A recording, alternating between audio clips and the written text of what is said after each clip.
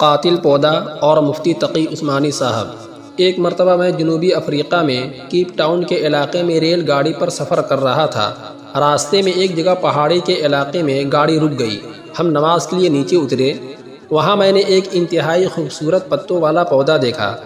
وہ پودا حسین و جمیل معلوم ہو رہا تھا۔ بے اختیار دل چاہا کہ اس کے پتے توڑوں۔ میں نے جیسے ہی پتے کو توڑنے کے لیے ہاتھ بڑھایا، میرے رہنما ایک دم زور سے چیخ پڑے کہ حضرت اسے ہاتھ مت لگائیے گا۔ میں نے پوچھا کیوں؟ انہوں نے بتایا کہ یہ بہت زہریلی جھاڑی ہے۔ اس کے پتے دیکھنے میں تو خوشنما ہیں، لیکن یہ انتہا زہریلا ہے کہ اسے چھونے سے انسان کے جسم میں زہر چڑھ جاتا ہے، اور جس طرح بچھو کے ڈسنے سے زہر کی لہریں اٹھتی ہیں، اسی طرح اسے چھونے سے بھی جسم میں زہر کی لہریں اٹھتی ہیں۔ میں نے کہا اللہ کا شکر ہے کہ میں نے ہاتھ نہیں لگایا اور پہلے سے معلوم ہو گیا، یہ تو بڑی خطرناک چیز ہے۔ پھر میں نے ان سے کہا یہ تو بڑا خطرناک معاملہ ہے، آپ نے مجھے تو بتا دیا جس کی وجہ سے میں تو بچ گیا، لیکن اگر کوئی انجان آدمی جا کر اسے ہاتھ لگائے تو وہ تو مصیبت اور تکلیف میں مبتلا ہو جائے گا۔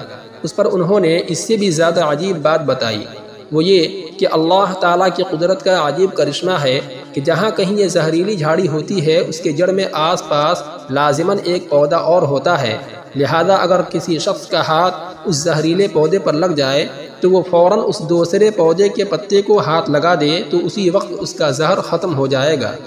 چنانچہ انہوں نے اس کی جڑ میں وہ دوسرا پودا بھی دکھایا جو اس کا تریاق ہے۔ بس یہی مثال ہمارے گناہوں اور توبہ کی ہے۔ جہاں کہیں گناہ کا زہر چڑھ جائے تو فوراً توبہ و استغفار کا تریاق استعمال کرنا چاہیے۔